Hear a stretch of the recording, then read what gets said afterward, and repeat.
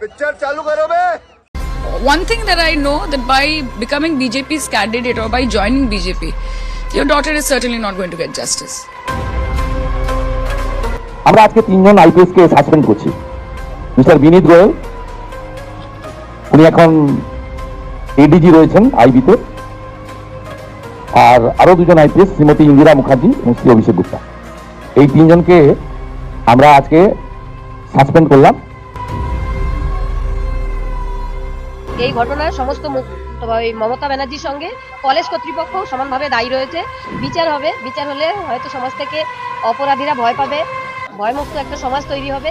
আমি এখন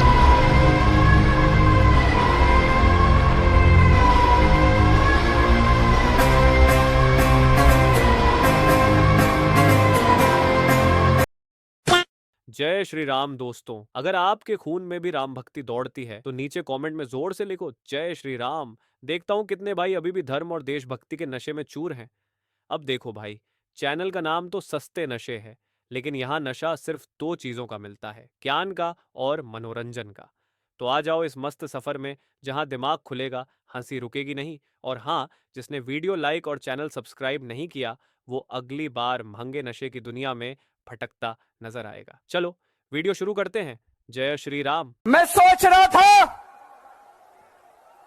कि अगर Jawaharlal Nehru ji steel authority of India की जगह मंदिर बना देते तो क्या इस देश का विकास हो सकता था। आज हम यहाँ पे मंदिर में आए हैं और हमने आशीर्वाद लिया गोवा के लोगों के लिए, गोवा के लोगों के सुख समृद्धि के लिए, सबकी सुरक्षा के लिए, और भगवान उनके सबके घर में सुख दे, स्वास्थ्य दे, सबको खुश रखे।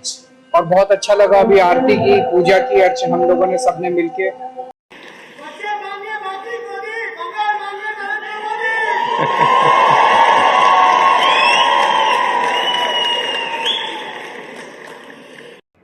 आपको मालूम है पेपर लीक की बड़ी समस्या है।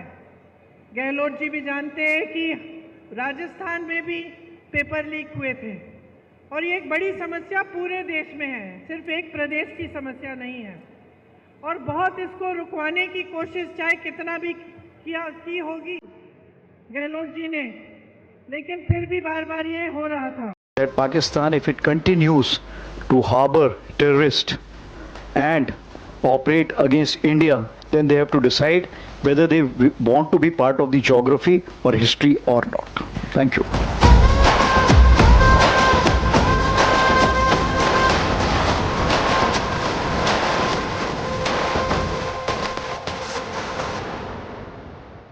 बंगाल में किसी को रोजगार चाहिए तो फिर कोई ना कोई रिश्तेदारी टीएमसी में होनी पड़ेगी, नहीं तो नहीं मिलने वाली। वो पूरा का पूरा काम टीएमसी के गुंडों के लिए, टीएमसी के लोगों के लिए करती है, और जनता को कोई भी मदद नहीं करती। झुकाते हैं मैं और मेरे भाई, रात भी कांप जाती है देखे परछाई, तेरी दागी हुई गोली मुझे छू भी नहीं पाई, मैं लिखता नहीं गाने में लिखता। এছাড়া আমাদের আইডেন্টিফিকেশনকে আইডেন্টিফাই করেছি প্রায় 40 থেকে 50টা সিট, যে সিটগুলোতে আমরা ইয়ে করব। शिवाजी महाराज की बहुत ज़्यादा उपलब्धियां नहीं हैं जो आज उसको इतना बड़ा बताया जा रहा है। अगर हिस्ट्री में आप सही पढ़ोगे तो उनकी बहुत कुछ उपलब्धियां नहीं मराठों के लिए, कि शिवाजी महाराज ने कई मराठी रजवाड़ों को मारकर, उनका कत्ल करके, उनकी सल्तनतों को छीन के जब अपना वर्चस्व बढ़ाया है।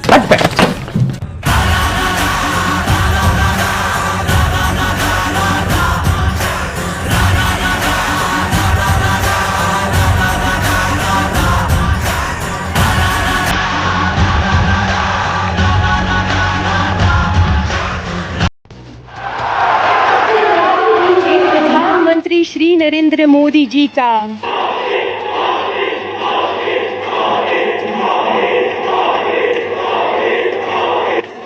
भारत माता के इतना प्यार, इतना उत्साह, सच कहूं कुछ देर के लिए मैं भूल ही गया था कि मैं नीदरलैंड में। ऐसे लग रहा है जैसे भारत में ही कहीं कोई फेस्टिवल चल रहा है।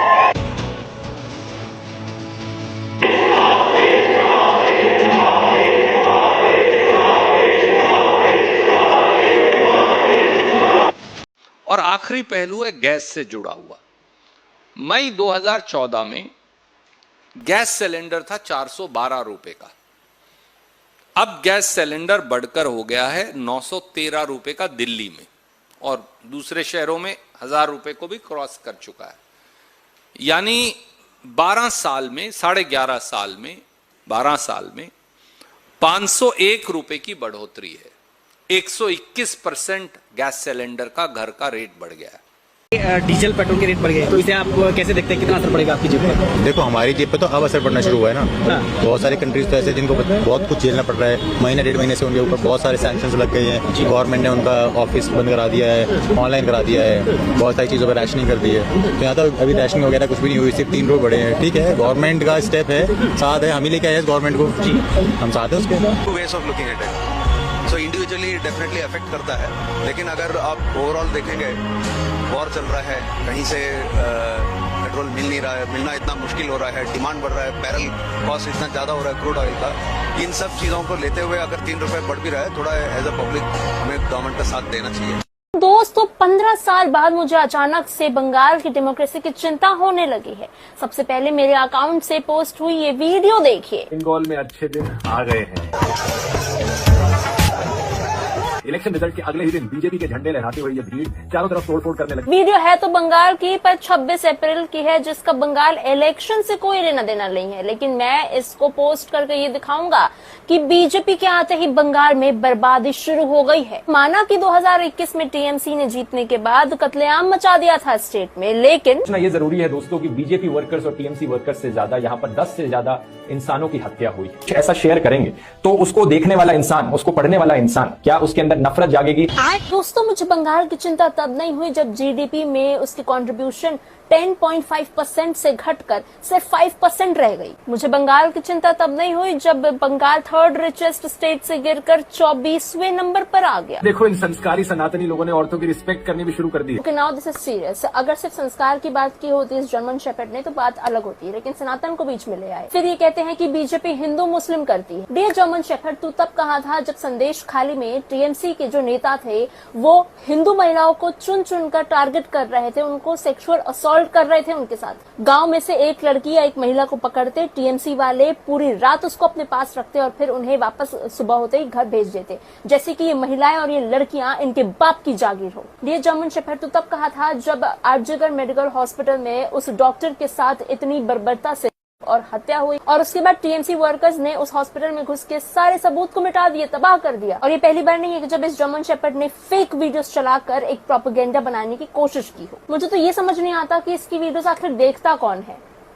ओह अच्छा, समझ आया कौन देखता है।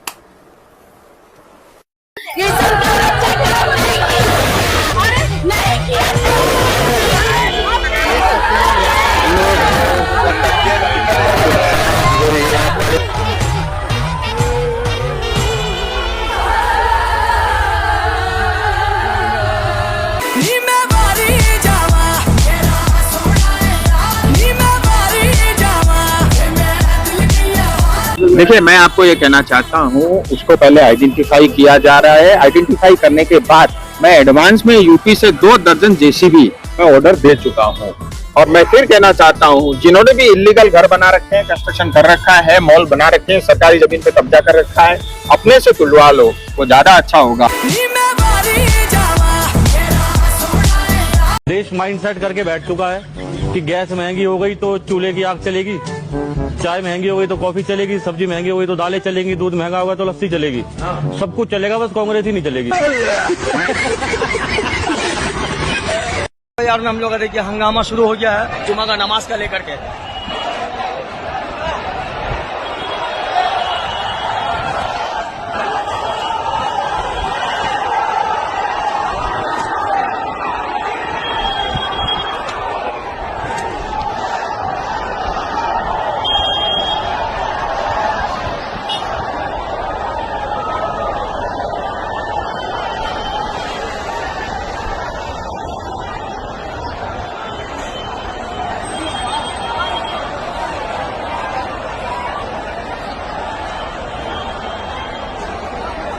सभी भाइयों से अपील है कि अच्छा से आप लोग रहिए, मिलजुल कर रहिए। पहली बात क्या है बोलिए तो, भारत में 3 रुपया अगर दाम बढ़ गया तो कोई बड़ा बात नहीं है।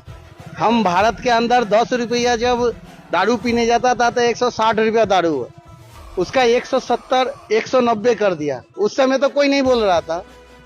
आज का डेट में 3 रुपया बढ़ गया। आप 1 लीटर में 20 किलोमीटर गाड़ी चलाते हैं, अगर 20 से भागा कीजिए तो 30 पैसा प्रति लीटर मतलब किलोमीटर नहीं बढ़ा, तो आप किस हिसाब से बोलते तेल बढ़ गया दाम? 3 रुपया बढ़ गया। आ रहा है दूसरे देश से, तो भैया वहां से लाके आपको समय पे दे रहा है ना, सबसे बड़ा वो है। पहला ऐसा भारत का एक प्रधानमंत्री है जो कभी जीवन में आपको किल्लत नहीं होने दिया। देश का अलग जाइए, पाकिस्तान, अफगानिस्तान, बांग्लादेश, अलग स्टेट जाइए ना, वहाँ देखिए क्या किल्लत है।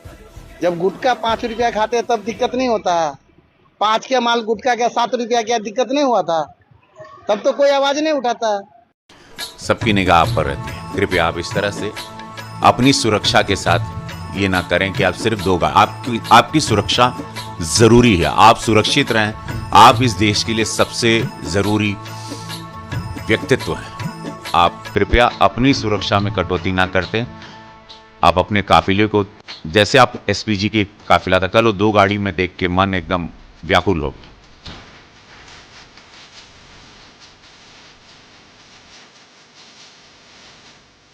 आप ही का हूं, आप ही के बीच आया हूं